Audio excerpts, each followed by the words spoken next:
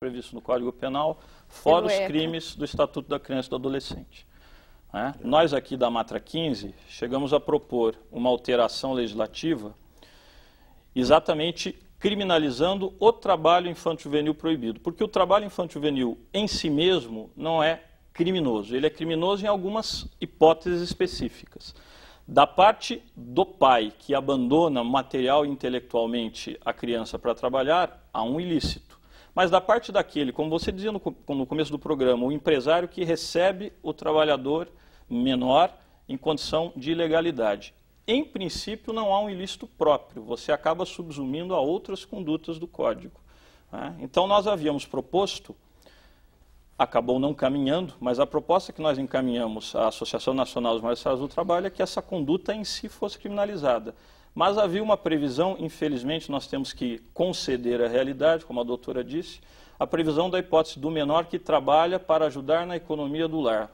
Porque, infelizmente, sobretudo no Norte e Nordeste, é muito comum. É verdade, é verdade. É muito comum. Bom, você já viu que o tema do programa de hoje, ele é um tema delicado, né? Porque para falarmos no trabalho do menor, nós acabamos mostrando aí a doença da nossa sociedade que permite que isso ocorra, né? Isso é uma doença. Eu acho que nós temos que buscar cura para isso, porque o jovem tem que se desenvolver plenamente, tem que estudar, ele tem que conseguir fazer com que os seus talentos se aflorem, né? Exatamente. Tudo isso fica meio no ideal, mas é o que nós devemos buscar. A realidade está muito contundente, está muito difícil. Você pode e deve participar durante a semana pelo e-mail cidadanianoar@tv21.org.br. Eu faço um break, a gente volta já já.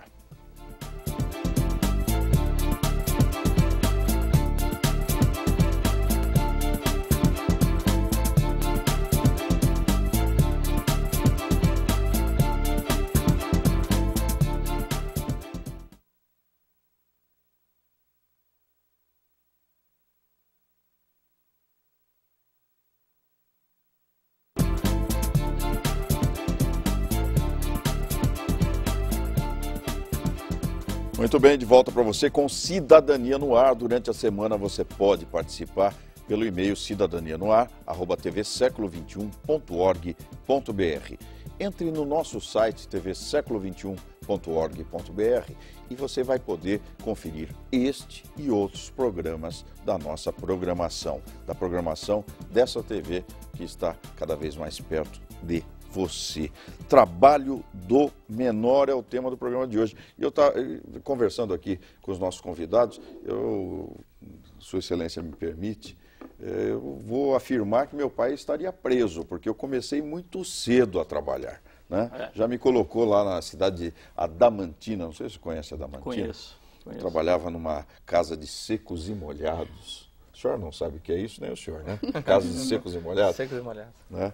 Então, vendia lá, era garoto, então recebia um valor por dia. Mas hoje, isso dá cadeia, né? Como é que um magistrado avalia essa questão? Se me permite, é interessante observar isso. É como eu dizia no primeiro bloco, esse é um dado cultural. Eu tenho também uma história muito característica. Eu tive um tio muito querido, chamado Getúlio Guimarães, até faleceu há poucos meses. O nome dele era Getúlio por conta do presidente Getúlio Vargas. Então, o meu avô lhe deu esse nome por conta disso. Mas quando veio a CLT em 43, Getúlio Vargas estabeleceu um mínimo, como o doutor já mencionou, para o trabalho infantil, que não havia antes. E o meu avô sempre entendia que isso era da formação da criança. Trabalhar era formativo para a criança. Então, ele quis mudar o nome do meu tio por não concordar com essa medida. Com o Getúlio Vargas. Exatamente. Mas havia toda uma série de meandros administrativos, acabou não fazendo. Mas veja como isso era cultural. O senhor estava dizendo também dos índios, eu achei interessante. Essa discussão é muito interessante e é das mais polêmicas no direito do trabalho, porque está no limiar entre o direito do trabalho e os direitos humanos. Essas convenções todas da OIT que tratam da matéria, Convenção 138, que diz qual é a idade mínima, o Brasil recentemente se adequou, porque a convenção da OIT diz que o mínimo é 16 anos, e no Brasil Foram 12, depois 14, só agora nós estamos adequados à legislação internacional. Que é 16. A convenção que trata das piores formas de trabalho infantil, todas essas convenções tratam de direitos humanos. E uma grande discussão hoje em tema de direitos humanos é o problema da relativização.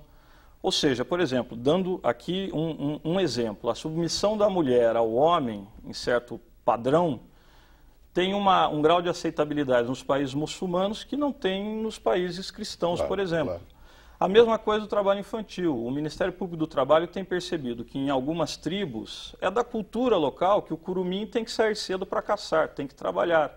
Então você joga, por um lado, com os padrões legais e constitucionais do que é válido, do que é útil, do que é valioso para a criança e adolescente, e do outro lado com o dado cultural, porque se a criança e o adolescente não fazem isso, ficam discriminados no seu grupo social. Perfeito. É um problema complicado. Complicado. Sim. Pois não, doutor? Não, é isso mesmo. Queria que o senhor me desse uma visão da empresa, no caso da contratação do menor, quais são os procedimentos que ela deve ter? Porque, como aprendiz, a empresa pode contratar, não é? Sim. Quais seriam os cuidados que uma empresa deve tomar, o departamento lá de RH dessa empresa? Primeiramente, a idade, saber a idade do contratado, óbvio, né? Não pode ir lá o garoto chegar e começar... me dá um emprego e vem cá, trabalha aqui. Começa a trabalhar.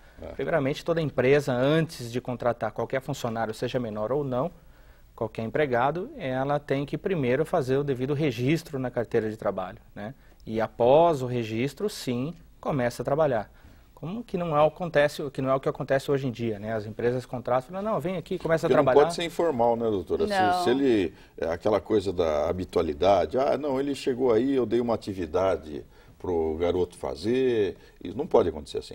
Não pode. É obrigação, né, hoje, inclusive, o próprio judiciário brasileiro está fazendo campanhas no sentido de fazer as anotações na carteira de trabalho do trabalhador. Quer dizer, eventualmente, sem a idade correta, a empresa já comete um ilícito. Já comete um ilícito. Será multado. Será multado? É multa? Será multado. Multa prevista na CLT, o auditor fiscal do trabalho vai lá e multa mesmo. O senhor não está muito exigente, não? O empresário está querendo ajudar a sociedade. O empresário quer fazer essa garotada aí produzir. Mas aí ela acaba prejudicando se o empresário fizer isso, porque... o empregado, ele acaba não tendo tempo de se especializar. Tudo bem, mas ele não pode alegar que eu estou tirando das ruas. É o que se alegava historicamente. E aí? Hoje não... Veja, é uma opção do Constituinte, né? É claro que você pode concordar ou não, mas eu, pessoalmente, acho que foi uma opção muito feliz.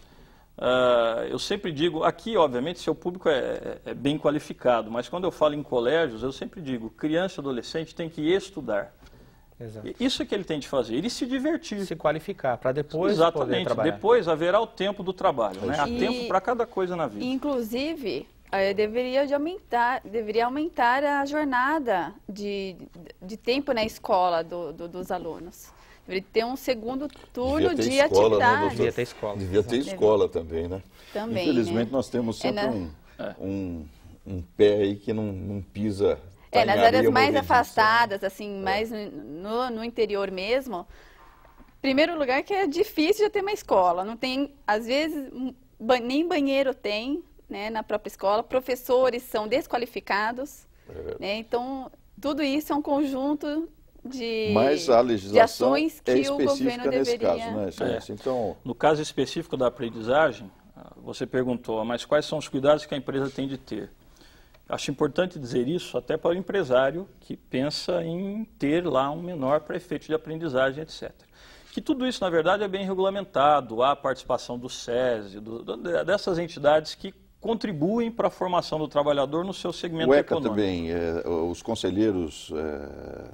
Podem participar disso também? Normalmente não participam disso especificamente, mas se houver a ilegalidade... A exploração do trabalho infantil, não há dúvida de que os conselhos tutelares atuam. Entendi. O artigo 428 da CLT, isso é que eu acho importante, só uma menção, diz o seguinte, qual é a finalidade da aprendizagem?